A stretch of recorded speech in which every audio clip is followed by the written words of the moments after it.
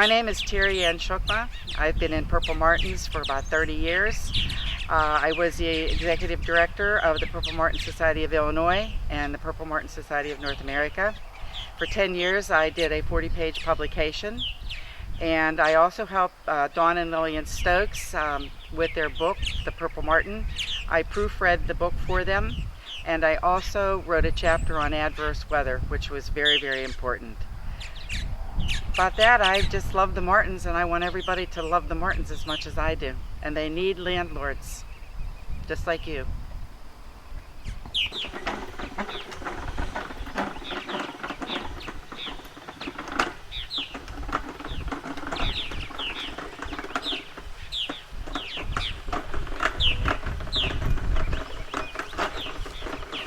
Well, we take the Martin house down as part of Martin management, and we do that to troubleshoot any problems before they become major.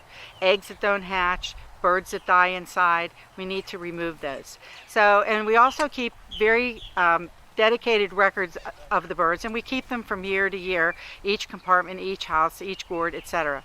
Now when we take it down, the birds all fly, but they're flying above us, and it doesn't really bother them because they've made such an investment in the eggs and babies and the nests in their house that they're not going to desert them. So if anybody would look around right now, they would see that while we have taken down the birdhouse, the Martins are all returning to their babies, and then some of them are bringing back food.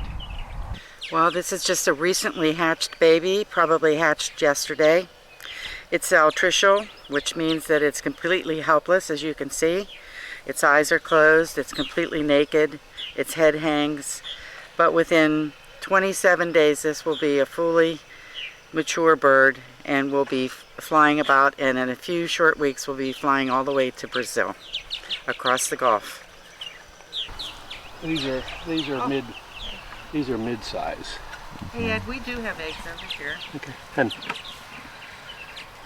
1, 2, 3, 4, 5. Okay, there you go. See, they're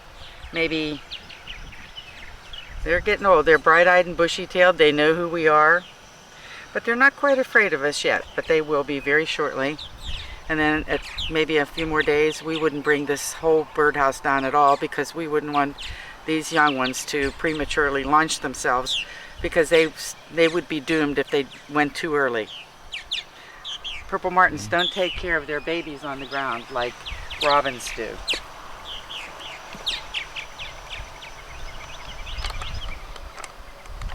And what's interesting is that the only time they actually know they're young is when they have fledged and they're up in the air and they communicate with them.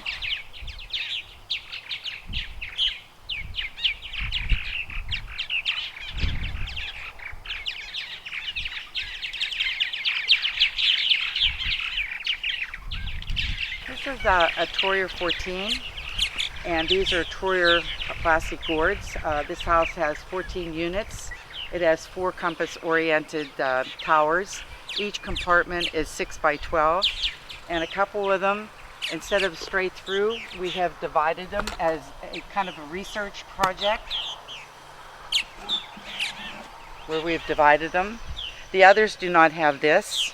So the bird enters this area here, it's called the anteroom, goes through the hole, and will always nest in the rear compartment, which we call the nesting chamber.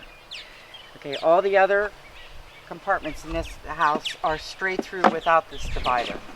We find out that compartments with greater depth, the birds will build better nests, they'll lay more eggs, and they'll fledge more young.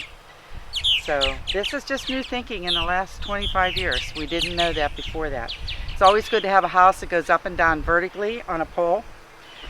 This here has to have a winch on it because it weighs about 90 pounds.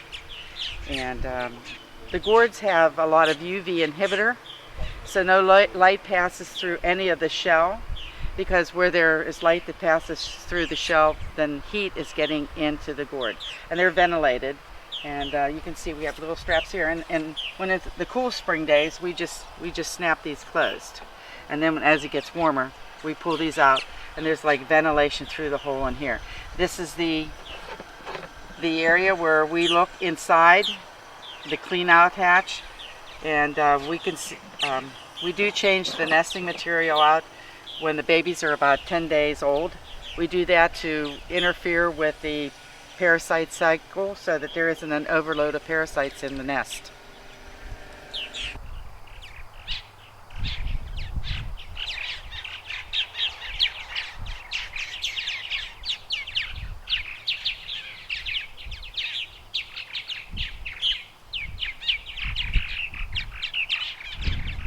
Okay, this house has what we call starling resistant entrances. We've actually put adjustable doors on them, and the opening itself is a crescent hole.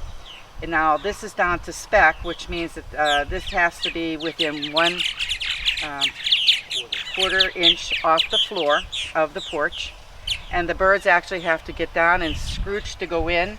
But we find that these keep the starlings out for the most part. They're not starling proof, but they are starling resistant, because the starling has a protrusion on its breastplate, and it can't get down, and it can't get low on its legs. It has very tall legs, and it can't scrooch down low enough to squeeze through. Now every once in a while we will get a lean starling that goes in here, and we never want to have a starling in here because a starling is a potential martin murderer. So we definitely have to keep all starlings and house sparrows out of the birdhouse.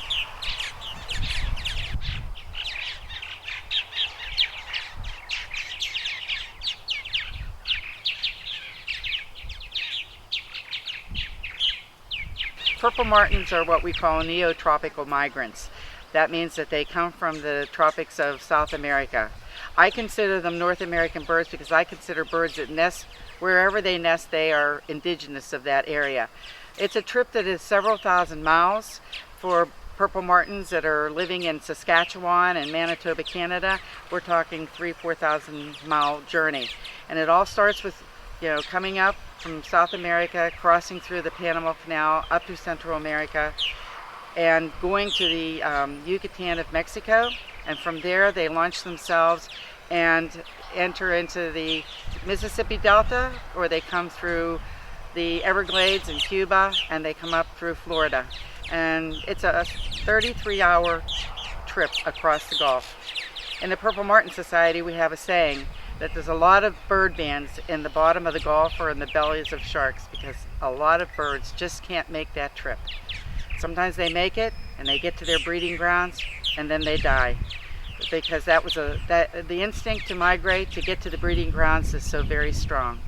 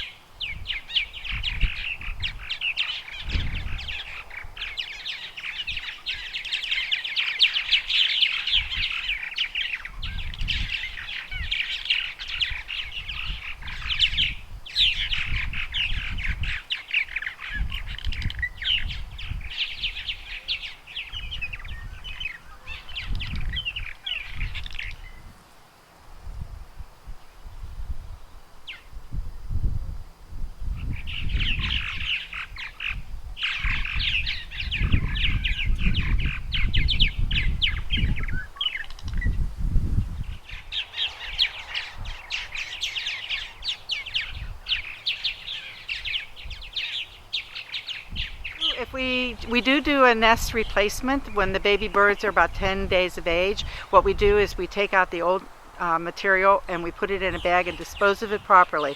We do this because it interrupts the cycle of the parasites that are in there.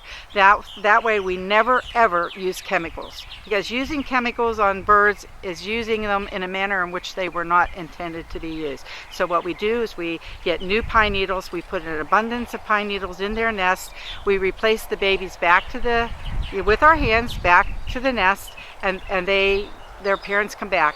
It's an old mother's tale myth that if you touch birds that they will desert. Actually, birds have no very developed sense of smell except for vultures and kiwi birds.